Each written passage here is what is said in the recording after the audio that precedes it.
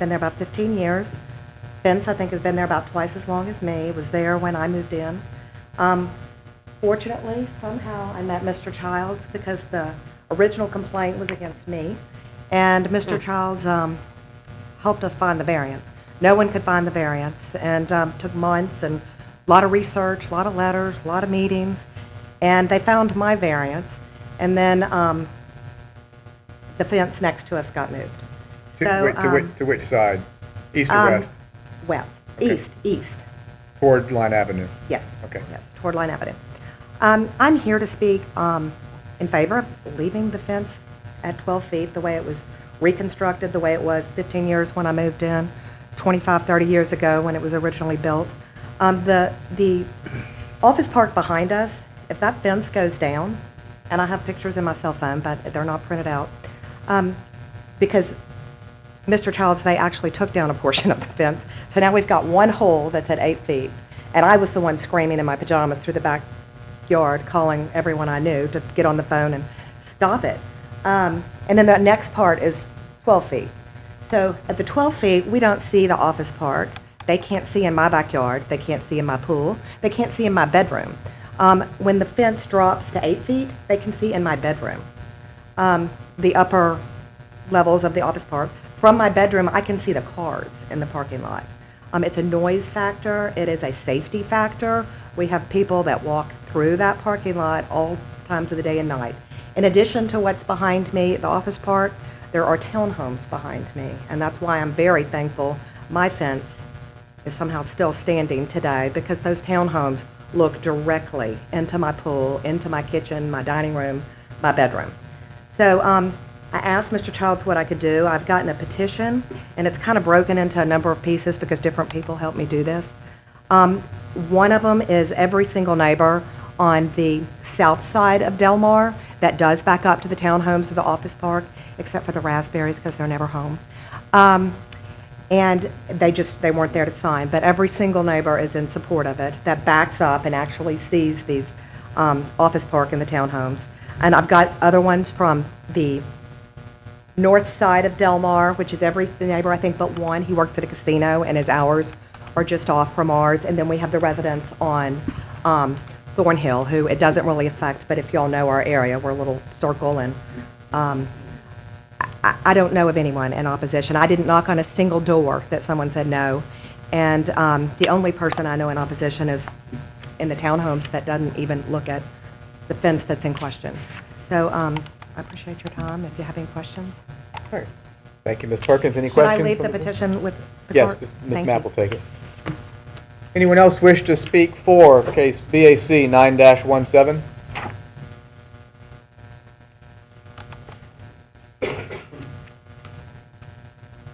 My name's Joseph Pete John, John.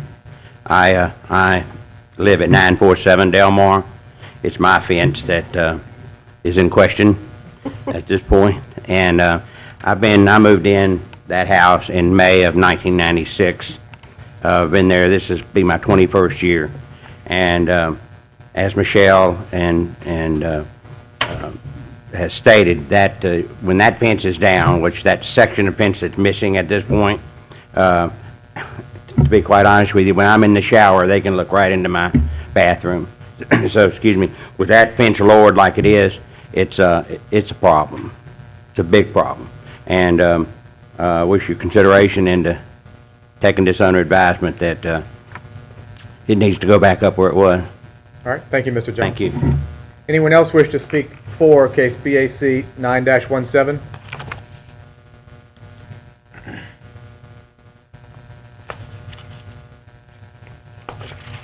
I'm Stuart Parkerson, 901 Del Mar, 71106. I actually live in that house there, which is at the other side of the where the fence runs. And the fence, actually, their property runs up, kind of up a hill. So we're at the bottom.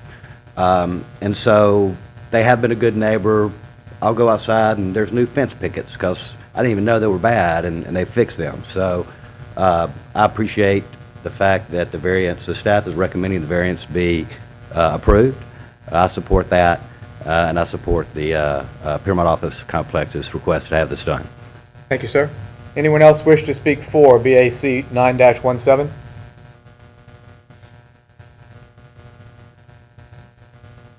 Anyone wish to speak against BAC 9-17?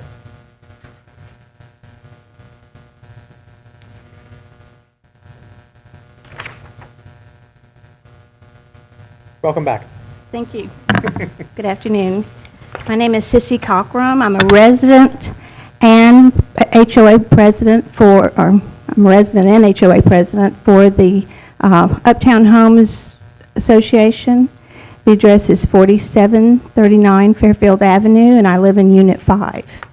All right. And the reason that it's twofold. The reason that the 7 residents on that, in the townhouses are opposing this fence is that when the tree fell on fence that was actually bordered our driveway and the 955 and 937 Delmar, when the tree was knocked down by a storm, we tried to get AT&T because it was a pedestal fell, the tree fell, and knocked over that particular little corner of the fence, which borders Mr. John's property.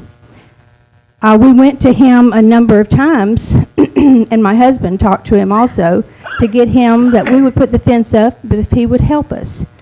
We did not actually know at the time that part of the fence who owned it. Can I stop you 1 second? Can you point on the map where the section of fence is that you're concerned with? Okay. That R1TH is the block where the townhomes are. Okay. So and then north is where Delmar is. So just can you indicate on the map where?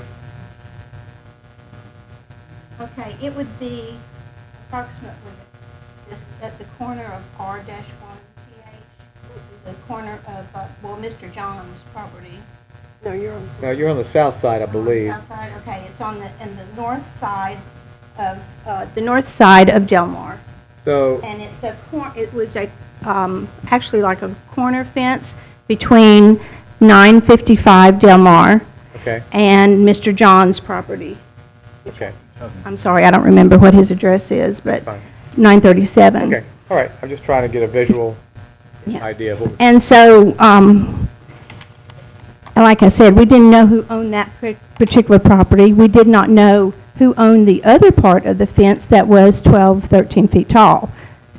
The Phillips did own 955, and we have been trying for months and months to get that fence either taken down or repaired. And it's a 13-foot fence, and everyone else has an 8-foot fence. We have an 8-foot fence that divides the office park from the townhomes. That runs north and south. That runs north and south, correct. The property at 955, we have spoken with the owners a couple of times. We've had NPC, standards, property standards, permits and code to come out to help us about that fence because it is in terrible disrepair. So here we are. We have the 955 Delmar, they do have a legal variance, and so I understand they have had a legal variance since Ms. Bollinger was there. She put that fence up. I guess a legal variance does not ever end because we had tried since this particular fence is in such terrible disrepair. There's parts of it that do not even attach at the bottom. Okay. So, I'll get to it.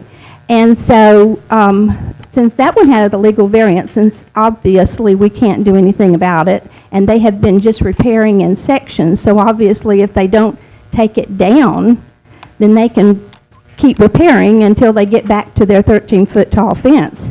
And I know code is 8 foot. I'm very aware of that. So when this little part of the fence was knocked down by the storm, by the tree that knocked it down, and we tried to work with Mr. John to see if he would help us with it, because we understood that he owned that fence, or whoever owned that property owned that fence. Well, this was the north-south fence. correct. Okay. So this was a problem for us because here we had this hole between Mr. John's property and our homeowners. And so we decided to go ahead, and what we did, we called our insurance company and told them at the time, and that particular period of time, we did not know who owned the fence. But it was, you know, it was a hazard for us because you could get right into his property and he could be, you know, anyone there could just walk right through and get into the townhomes property on the driveway side. Okay. And so we put it up. We asked Mr. John if he would even, you know, share in the deductible for us, and he chose not to do that. So when this fence came down, and then the office park put back up a 13-foot tall fence, and we found out it didn't have a permit, then obviously that was a concern for us, because we're looking at, you know, setting a precedent again. And I know for a fact in Shreveport and Bossier, the code is 8 foot. And so if we give a variance to that one, should we not be giving variances to everybody in Shreveport to have a 8-foot fence? I mean, a 13-foot tall fence? Well, no, but that's the reason this board exists, is because there are special exceptions and variances. Right. So there are, you know, reasons. Yeah. for Well, I understand, all but, of it. you know, for us, you know, they're talking about us being able to see into their house.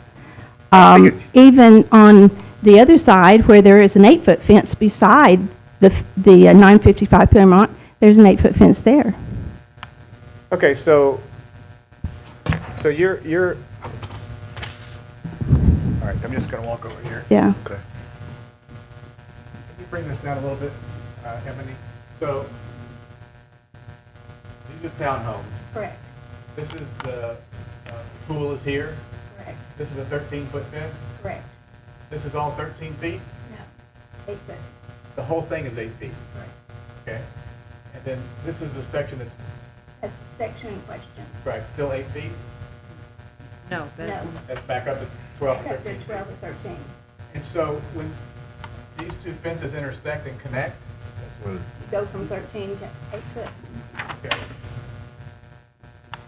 Yeah, you can see Okay. it on the picture, from the picture. okay, and that's on the driveway side, Correct. right? And then on the east side of the townhomes, are there windows there?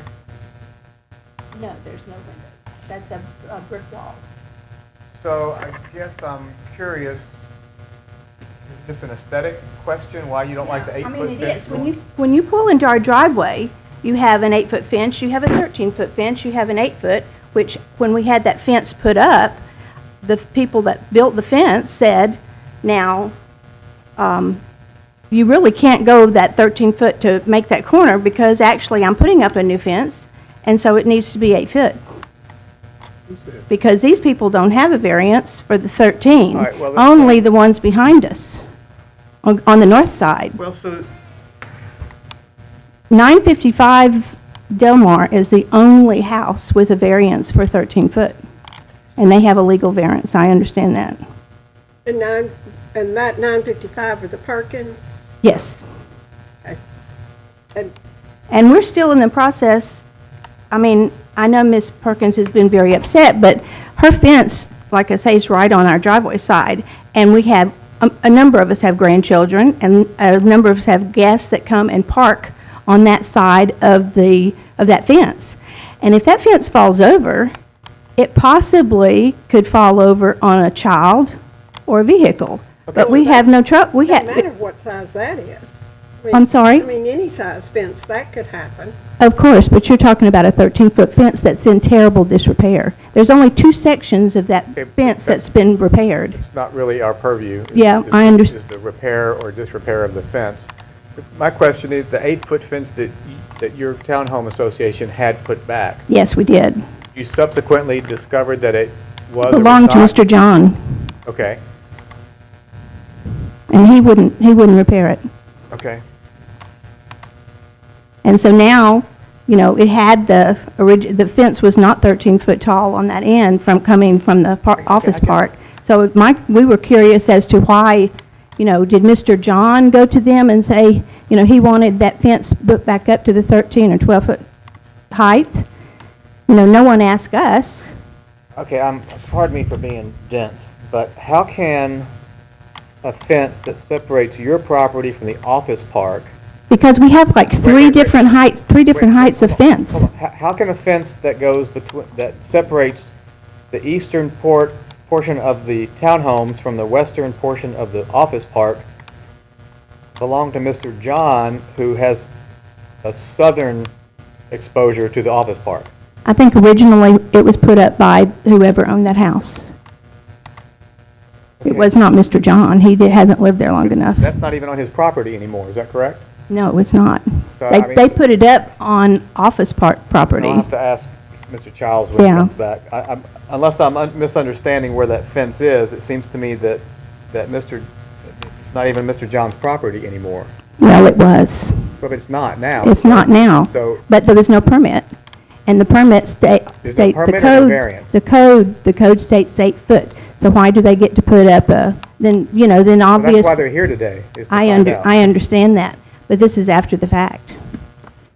Well, I think he explained why Yeah. they, I understand. He's trying to be a good neighbor, Honest and, mistake. and we were too, and that's why we put up the fence to block Mr. John's property, so he wouldn't have any liability from, from our driveway. okay, and then subsequently, they replaced the 12-foot fence behind Mr. John's property. Correct. And so now when you come into our property, and part of it is aesthetics, and part of it is that we've already had a problem with a 13-foot tall fence. And so here we go in and we have 8 foot, then we have 13, then we Okay. have another 8, and now we have another 13. Let me ask you this. Would you rather they all be 13 feet, or they all be 8 feet? I would rather they all be 8 foot because that's what the code is. But I understand that 955 has a legal variance. I just didn't know if a legal variance would last into, eternity. We can't, if no- she's but in, no if one- she's in her house, for instance, on her second floor, we cannot see. We have a second floor also, but from our second floor, we cannot see into the other houses that have a second floor. I mean, it's not even, Well, if you have, you don't have the situation they have with the office park, because you said that there are no windows on the eastern side of your building. that is correct. So there's no need for the On that particular area, we're talking about uniformity and code. Okay, fair enough. It's very distracting. Our townhouses, we have spent a lot of money on. For instance, mine was built in 1977, and we've completely gone in and gutted the whole thing and remodeled it. But when you come in now to the driveway, and we've been trying to, update things and keep things nice and clean and be a good neighbor, we even got the lot next to us that was a forest, and we were able to get the owner to clean it out to make it look much nicer and keep, we were having varmints of all sorts. Okay, I think I understand your concern. I just want to make sure. Yeah. But when you moved in there was a 13-foot fence, and they haven't changed. It's still a 13-foot fence, it's just a new one? No, on the office park side, but not on ours. That corner that borders the office park and the townhomes is the one we put up. Right, so When it's it was a long- knocked over. That was the fence that was knocked over, was that Right. part. So it's a long 12-foot fence, and Long. then your 8-foot fence. Yes, and now Intersection to this it. 12-foot fence. Okay, I understand. And the residents of the townhomes? They haven't increased the amount of 12-foot fence that was previously there. Am I misunderstanding something?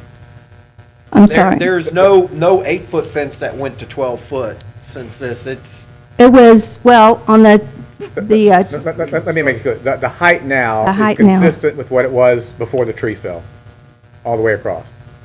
5 years ago, 5 years ago? 10 years ago, the height now is consistent with what it was previously. Is that true? True. Okay, is that But did they have a legal variance? Or was that fence just put up? I don't know. Well, I think that's been addressed by Mr. Child in his opening remarks. Mm-hmm. right? Yeah. 30 He didn't 30 know. years ago, they got the variance, Don't Yeah. know. and Yeah. they built the fence. The neighbors wanted it.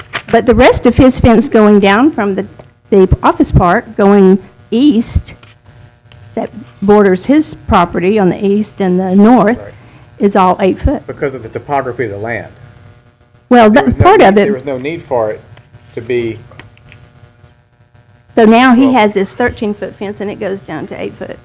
Yeah, but the land rises to meet it. I'm sorry? The land rises to meet it, so it's not necessary, It doesn't rise to meet a 12-foot fence, no. that's why it's 8 feet. Yeah. The top of the fence, and the ground comes up. I walk Yeah. back there Yeah. every morning. Yeah, That's my exactly. walking route. Exactly. So it's the land where the 12-foot fence is much lower than the eastern portion of the lot that is higher. But there's still, it did not rise, a gentle rise. It goes from their 8 foot going up, and then all of a sudden, as you can see on that picture, all of a sudden you have a 12-foot fence.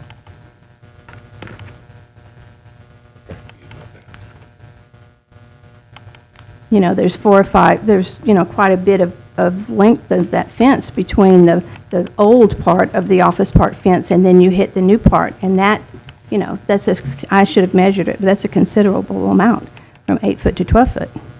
I'm not sure if it's exactly that amount. Okay. Any further questions for Ms. Cochran? Thank you very much. Thank you. Anyone else wish to speak against BAC 9-17? Mr. Childs, do you care for rebuttal?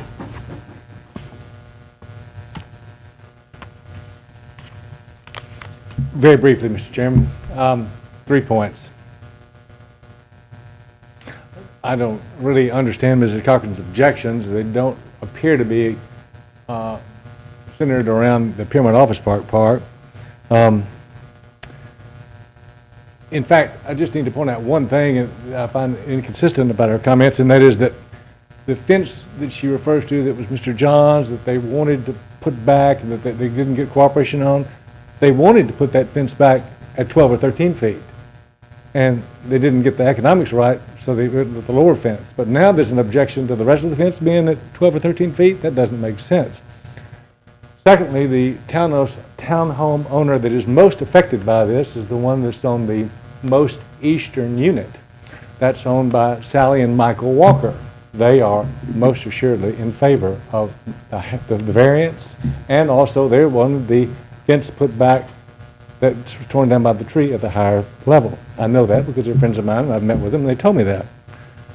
And thirdly, in closing, Mr. Clark and I discovered one thing that was very interesting, and that who do you think the applicant was for the variance for Ms. Perkins' height variance?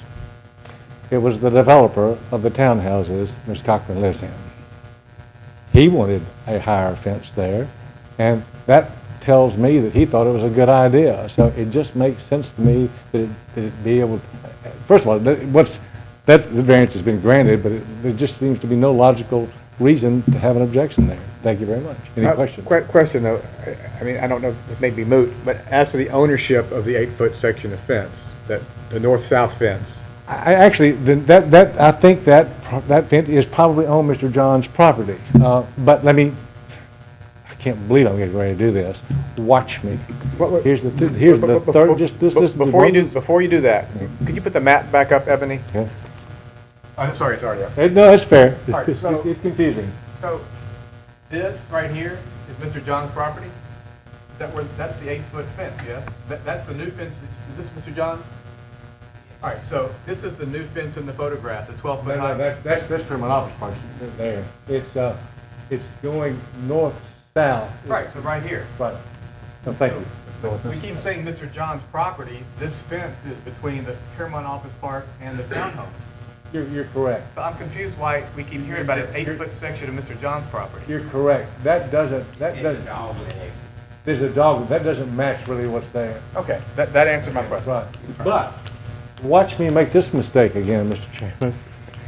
If you grant this variance and the town owners give me their consent and they want it done, I will pay to put that fence back at 12 or 13 feet on that section.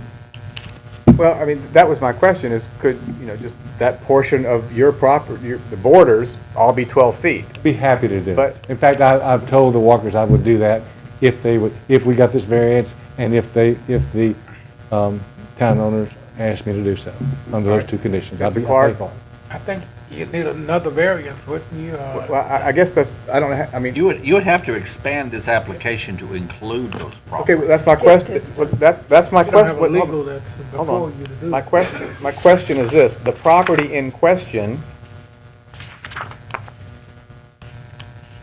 I mean, I guess that's the question of how it was advertised, correct? Because, was it specific to the length of the fence to be varied? And the properties affected. The property's affected, okay.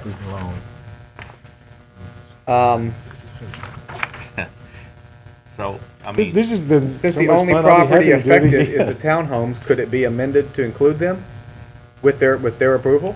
I mean, with their, It doesn't sound like they want a 12-foot fence. well, that's, she's one person. Well, that's true, but we don't have anybody else. Well, but we here can to defer say and that- continue and Oh, we find could out. do Let's that. don't defer and continue. I don't think you want to do that. Okay, I'm just asking for options. I think that more than likely, I mean, the ZBA has the authority to offer a variance on those properties if they wish to take advantage of them, but not require it.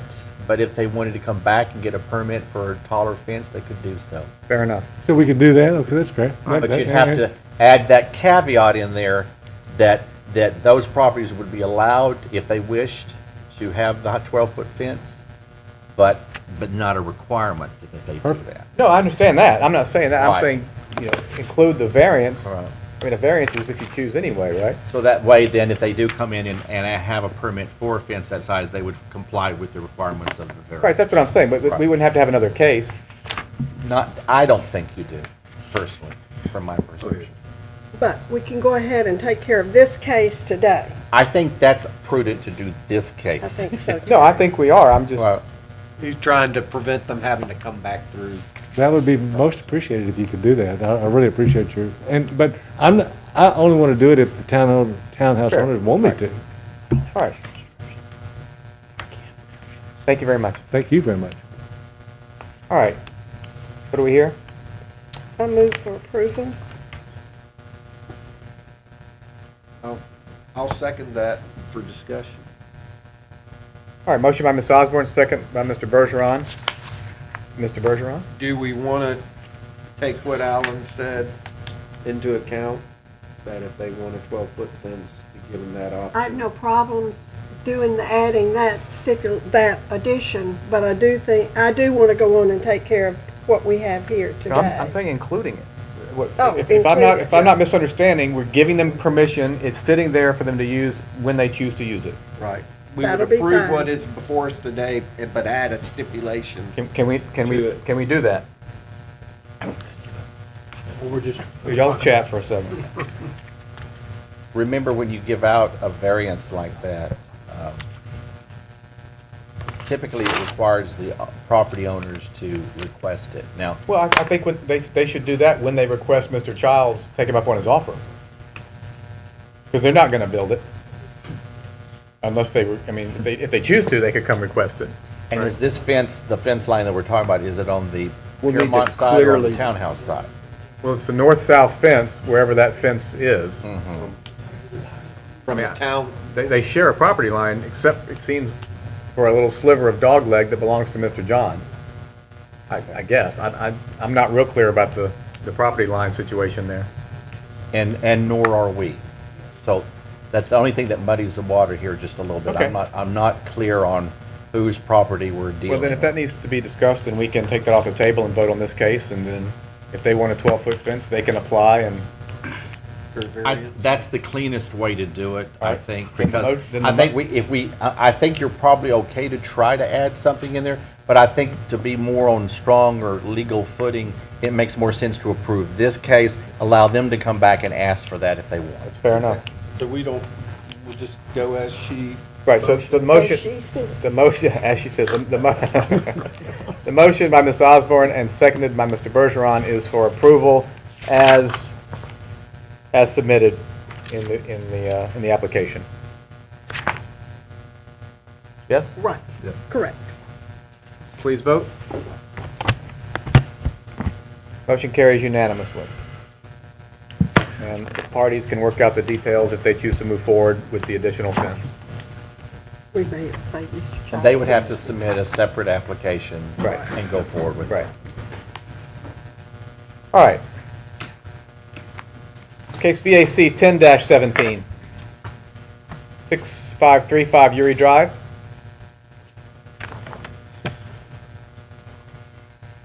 Hi, Virginia Calhoun, 2544 North Cotswold Drive, Shreveport, Louisiana, 71118. I'm requesting to add alcohol sales zoning to the suite at the Shops at Belmead that you mentioned previously. We're going to open a gourmet food store on the educational side, and we wanted to add alcohol sales to that as well.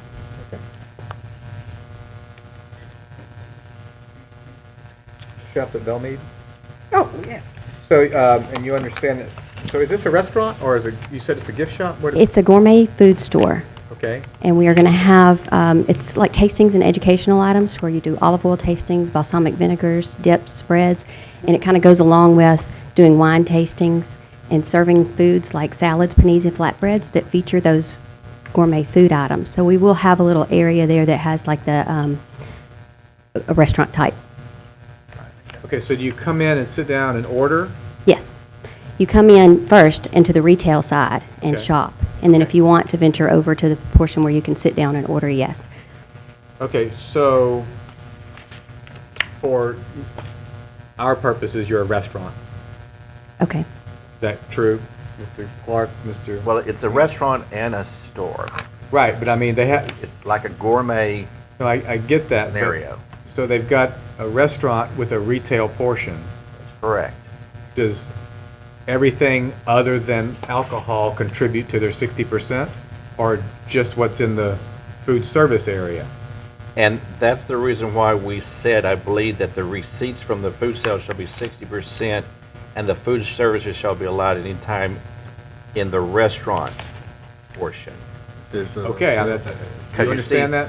In other words, that, I know that makes it difficult, but that's why we stipulated the way we did. Do you understand that? Not completely, Okay. 60%. So you have, to be a restaurant, to comply with the rules for alcohol, to be a restaurant, 60% of sales have to come from food, Okay. and only 40% from alcohol, Okay. right? So since you're a retail and restaurant, you would have to, 60% of your restaurant food items must come, your sales must be 60% food from that portion of your operation. Because the other portion is to the meet retail requirement. component. Because the other which doesn't portion is require packaged that. retail items. Right. Correct? Correct. That's correct. That's correct. May I ask a question? Yes, ma'am. In what you're doing, Yes, ma'am. if I understood you, is it similar to the one that's over next to the new Mexican restaurant on 70th Street where you go in with the, you said olive oil and you dip- Balsamic vinegars, yes, ma'am. It's Yeah. it's Okay, similar is to that that as what far you're as the talking oil and about? vinegar portion is, but it's going to have a larger scale as far as dips and spreads. But, okay, tell me this, when you're saying restaurant, what are you gonna offer for food? Salads, paninis, flatbreads, all of those will feature items that are sold on the It's not retail just side. tasting, it's not just sampling your products that you're selling in the store. It's actually preparing food, incorporating those items. Right. Okay. We won't have a big, huge kitchen, but it does have a cold kitchen in there. It's a smaller kitchen, Does it have like a a deli. stove? No. A flatbread, a panini press, You're going to and run a into problems. flatbread Okay. convection oven. Yeah. You're about to run into problems. I'm giving you a heads up. Okay. Because the state, we've discovered this with another place, the state will not give you your liquor license if you don't have a fully equipped kitchen. What which for classifies the as a state fully? means refrigeration, stove, See? sink. Okay. And they define stove as in, See, that we don't know. I mean, Okay. I don't know. I mean, I've made the same argument. What if Baskin-Robbins wanted to start serving wine? right. Though I doubt they'll do that, but Or, yes. or okay, pick Yeah. the yogurt shop that also serves sandwiches. Right. You know, they want to serve wine. They can't do it if they don't have a stove, which also probably means a vent hood, halon suppression. I mean, the whole thing, right? So, I would suggest, and this is just my opinion, and if anyone wants to chime in, you might want us to defer Because if you have to come back and reapply as a bar, which would allow you, get you out of the food business as far as the receipts go, right? You don't have that 60-40 rule, but no one under 21 can come in. Yeah, we don't want that. So you have the expense of a commercial kitchen, potentially, or the loss of revenue from the under 21 crowd. But I would do some research. And the way, and you're absolutely correct. I'm just glad this was, because we have an issue situation where we have a restaurant that wanted to come in. They don't have a fully functioning They serve kitchen. cold foods as well. And then it creates a problem with the state regulations. But how I viewed this restaurant, and tell me if I'm wrong, is more like Fairfield restaurant, the grocery store that used to be there in Bellmead, but that moved over off of near where McCrary's is going to build there. I'm looking at that same situation, because if you walk in, there is a retail component where you can buy things, and then you can sit down and eat dinner over here. They actually, you order food and they serve you. But in this situation, what you're being asked to approve is the alcohol sales for the sit-down restaurant and the package alcohol sales in the retail component. I get that, but what I don't want to do, the problem with the previous person, they came in, they got approved for this exact same thing. Now, they can't get their liquor license from the state. So they want to go to a bar. Yeah, we won't do the bar. Okay, but I'm just saying, that means they have to now pay and reapply and come back again here. 3 months later. If we vote, right, if we vote you up or down now, and you need to change something, you can't do it without paying and coming back. You can't do it within a year. But Right. did Fairfield have a stove? I believe they did. Yeah, I'm pretty So, sure I mean, I thought they had a did too. full functioning kitchen. But Is that where you're going in, where Fairfield was? No, ma'am, we're much smaller. We'll be where Francesca's was next to Talbot's. Ours is only 1,200 square feet. I would suggest to you, and this is just my opinion on this, is that I think on the merits of what she's offering today, it seems to be an acceptable request. I think the issue about the full operational kitchen is something she'll have to do to make necessary adjustments to figure that out. So what I'm saying is I think it's more appropriate to approve what she's requesting today, and then if she has to come back and make changes, she'll have to come back and make changes. Because I figure it depends on, Well, that's a budgetary Well, issue. I'm going to ask you then, Uh-huh. do you want a yes or no today, or do you want to defer and continue for 30 days so you can contact the state and find out all the details about your liquor license? Because whether we approve you or don't, either way we vote today, other than a deferral, you can't come back for a year. Hey, And you're going to have to reapply. The bottom line here is that if the state requires you to put in a full-fledged kitchen, if you already know from a financial perspective that you're willing to do that, that would allow you to do what you need to do. But if you're not willing to do that, then what he's making reference to means that you can either drop your case or request a referral for 30 days. Depends on what you want to do. Okay, does the fully functioning kitchen Fully stove have to be in use? No. No, I don't think it has No, you just have to to be there. That to me is the, what it, The irony of it all. yeah, well, Yes. the backstory, in my opinion, is this. It's to prevent places who want to operate as a bar from, end running the rules, Right, right? And putting in a restaurant. right, which- and ours is not that case. Right, I know. But I think that's why that stipulation, I believe, got into the law, is so that, you could call yourself a restaurant and let under 21 in, but operate essentially as a bar, Okay, and not, and just serve bar food, right? Right. Not have to actually, but so if you're going to go to the expense of putting in a commercial kitchen, you're likely going to be serving food. You know what I mean? So I think Yes. that's the logic behind the law, but they don't take into account types of food service that doesn't require a stove. And I can't give you a definitive answer what the definition is, because I don't think they even know. Mr. Jean looked up case law, and he can tell you right now what he found. Well, in the revised statutes, it uses the term fully equipped kitchen for the purposes of preparing uncooked foods. That is the exact term. Right. Okay. So what that means, I don't know. And I imagine the only way we're going to find out is someone's going to have to file a lawsuit against the state to get this clarified. Because, I mean, you're not the only one in the boat, right? Right. And there's a whole movement about raw food and slow food and all this other stuff that is not necessarily, doesn't necessarily require a stove or an oven to prepare. Right.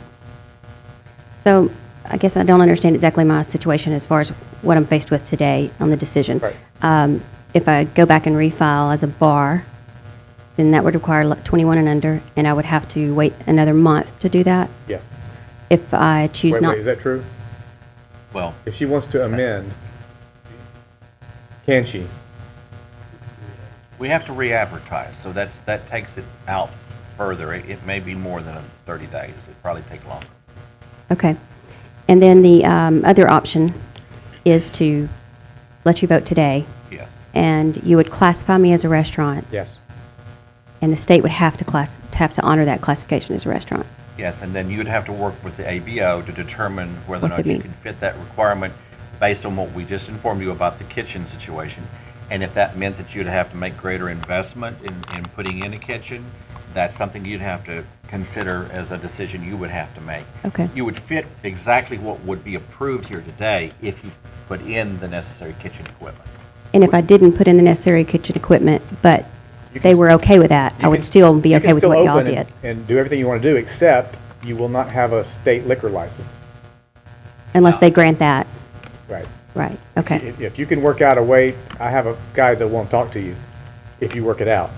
okay, Because he's in the same boat you are right now. They're already open, and they wanted to add liquor, but now he's kind of stuck because Okay. he can't get his state liquor license. And it's questionable, the city may or may not have a problem with it. I haven't spoken to Officer Cisco about, we just had this conversation at 11:30 today right, about this other place, and he's on my list to call to see what the city's take on it is. okay, Because you have to get 2 liquor licenses, right? You have to get Right, city city approval and and state state. approval. correct, City permit, City permit, that enables you to apply for a state liquor Right. license. okay, right. And if I might just offer some suggestions Yes, to sir. you that, based on whatever the board does today, you might want to immediately get in touch with the ABO office for the city of Shreveport, because they will be able to connect you with the ATF office for the state and determine what type of license you could be granted based on. I have been working with an attorney down there in Baton Rouge on the ABO office, Right. or AB. ATF. ATF, whatever it's called. ATF will be able to answer all questions you have, and they generally work in conjunction Okay. with the ABO office in City I Shreveport. think the problem is they don't ask enough detailed questions about, when you say restaurant, they assume that you're going to have the fully operate. I Because think that's there's a what's- disconnect, because this is the second or third time this has come up now. They don't make it clear to the applicant What qualifies as a what qualifies as a restaurant, you know? Right. And that's And I probably feel- I cut and feel dry for- in the I mean, past. I wish I think it's ridiculous, but that's the state license, not If us. you're working with the attorney in ATF, they will be able to ask all the questions. So I would just make it clear that you don't plan to have a stove Right, at this point. right. And None of the stores have a stove. This is a franchise, and they have about 20 stores, and none of them have a stove. In the state? No, this is the first one in Louisiana. They're much larger cities, so we're very, very blessed to be able to bring this back home to Shreveport, so, Well, I mean, Glad to. I would like to stay in touch with you, because if you figure out how to do this, there's another restaurant in town who would like to do the same thing. sure, no problem with that, please do. And I appreciate everyone's comments and suggestions. I think I do want to continue with the voting, because we would Okay. not be, it's a family-friendly area, so Sure. 21 and under would have to be allowed. Great. Thank you. All right. Yeah, Mr. Jean? Yes, sir. The Louisiana revised statute is 26-272, Yes, sir. Is that the wine and beer sales? and it's under restaurant or permit applications Okay. and fees, and it goes on to talk about what I just quoted to you about what is they have to have a fully equipped kitchen. Oh, yeah. Which operates a fully equipped Yeah, kitchen but I used for mean, the preparation of uncooked foods for service and consumption of such foods on the premises. Okay. That's apparently what was at issue on the other case he was referring to. Okay, thank you. I appreciate that. All right, thank you very much. Thank you. Any more questions for us or questions from the board for Ms. Calhoun? All right, thank you very much. Thank you. Anyone else wish to speak for case BAC 10-17?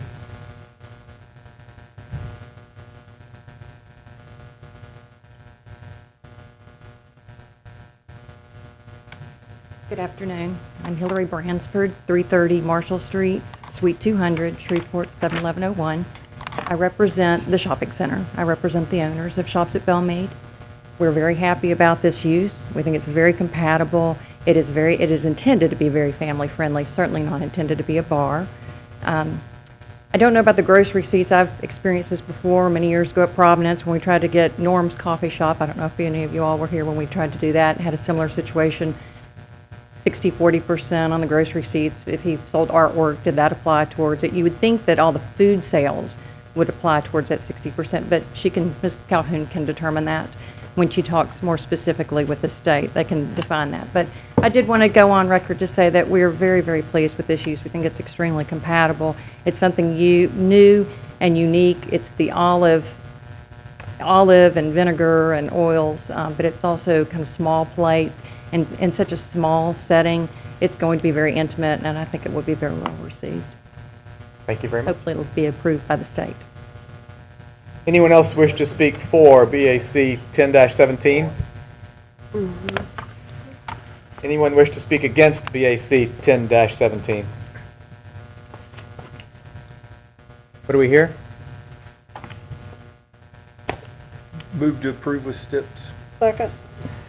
Motion by Mr. Bergeron, second by Ms. Osborne to approve with STIPs, that being that receipts from the food sale shall be at least 60% of the gross food and alcoholic beverage sales, and food services shall be available at any time the restaurant is open for business. Please vote. Passes unanimously. Case BAC 11-17, 3142 North Market.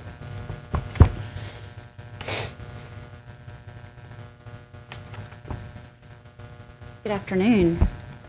Lisa Nance. I'm at 1109 Bay Ridge Drive in Benton, Louisiana, 71006.